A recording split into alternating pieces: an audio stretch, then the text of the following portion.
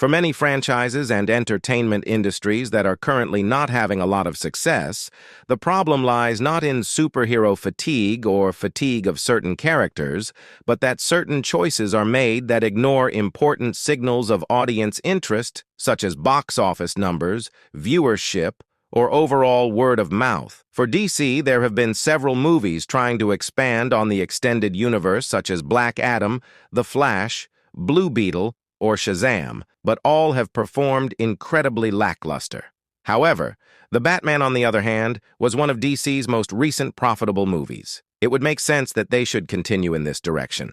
And going back even a few years further, movies like the Justice League were nowhere near the heights of the Avengers. DC has never really shown great success for the superhero team-up route unless in animated format, so they should focus on what has worked in the past, such as the Christopher Nolan Batman trilogy. Also, the reason that the Avengers movies did so well in comparison is that each film set up an end game with Thanos, and all of the after-credits scenes worked to set up a future, along with many of the same cast members. The Justice League didn't do any real sort of setup, and they also had Ben Affleck being thrown in as Batman at the last minute. Following this recent past, it's confusing as to why a sequel for The Batman has even taken this long to even get into production when the movie arguably showed proper grounds for new universe building after its opening week. If DC wants to limit their releases to focus on making profitable movies, piggybacking off of The Batman's success would be the obvious answer.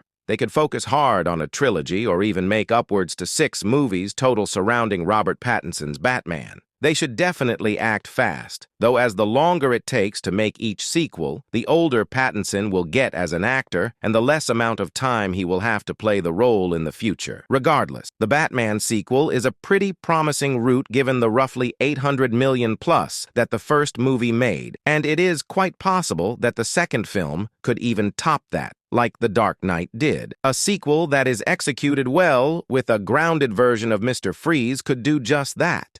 It would be just what fans would love to see, especially given that his character hasn't really been done in live action. And in addition to a sequel, there are so many other aspects that could be explored in future movies, such as the introduction of Robin, or several different Robins, the new Joker from the deleted scenes, a different version of Bane, or a new version of Scarecrow that's similar to Arkham Knight. Other characters like Black Mask, Barbara Gordon, and Poison Ivy could also make their grounded debuts as well. If DC followed a 6-movie format and released each consequent film every 2 years, the Batman hexalogy could look something like this.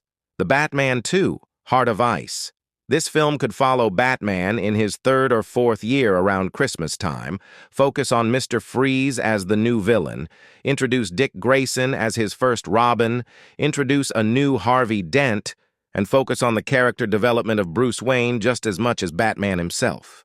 The Batman 3, Hidden Gotham. The 3rd installment could focus on the Court of Owls as the main antagonist from all of the corruption set up in the previous 2 films. It would be an interesting twist to see Batman going undercover as Bruce Wayne to join the society in order to get insight of Gotham's real history. The movie could also introduce a new version of Bane and introduce Barbara Gordon to this universe. The Batman 4, The War of Jokes and Riddles.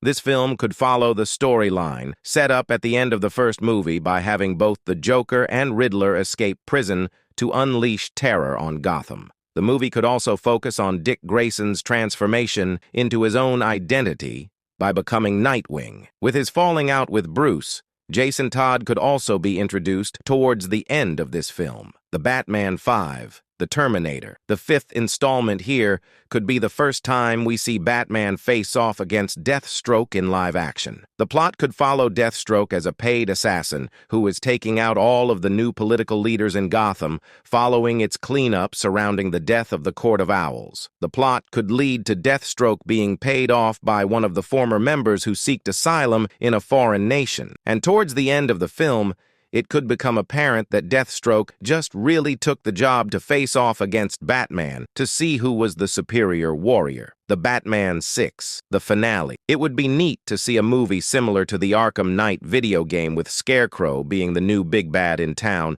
along with the Red Hood, Jason Todd. Batman wouldn't have to necessarily die at the end, though, and it could be left open for more opportunities for him to continue the role in the future, such as with a Batman Beyond spin-off.